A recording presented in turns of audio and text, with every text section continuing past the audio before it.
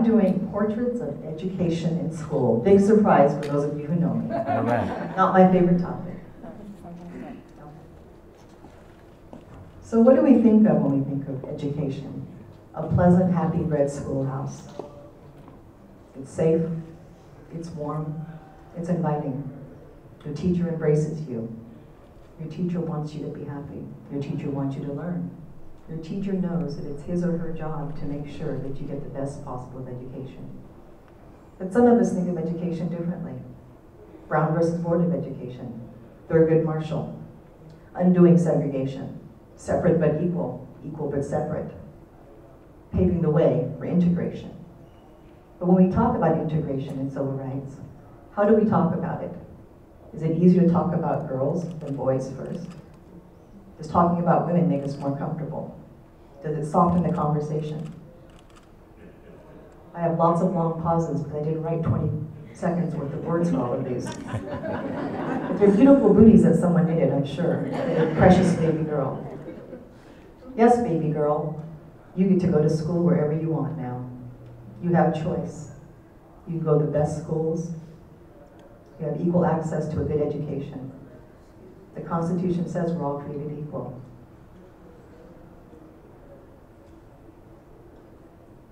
Just wait till you get there. Here's your journey getting to the school.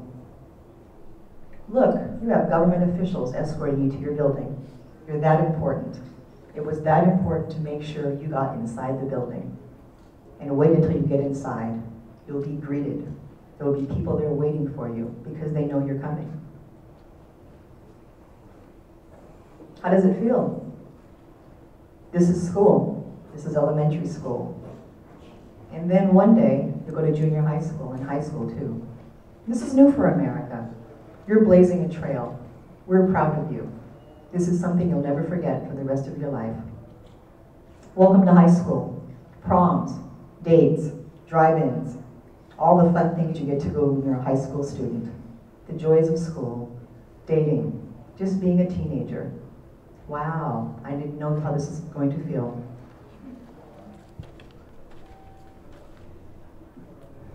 "1969, Tacoma, Washington. Mrs. Heberden's first grade class.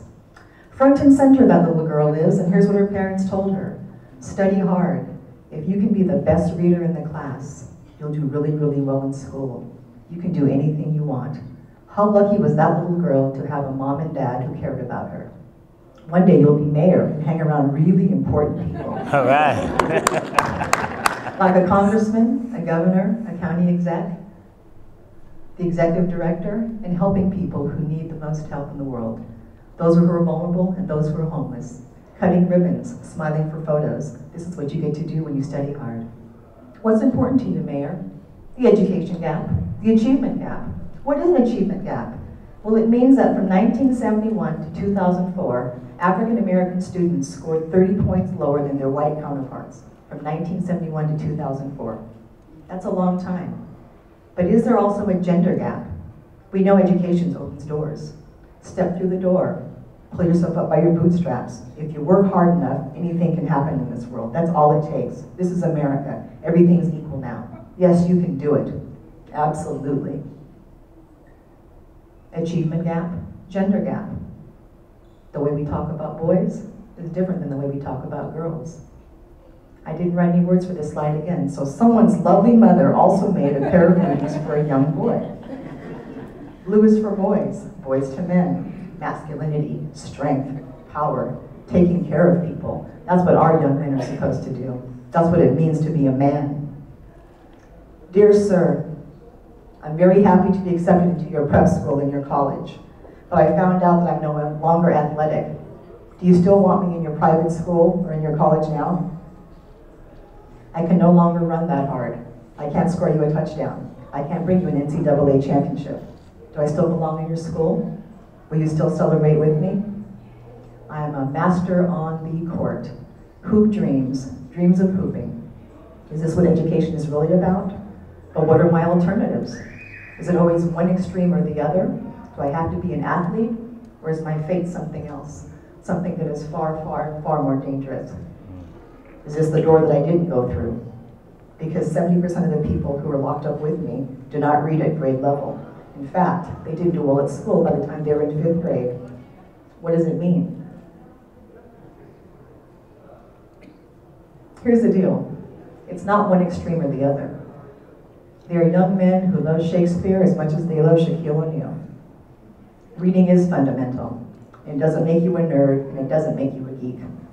There are success stories, and they do happen.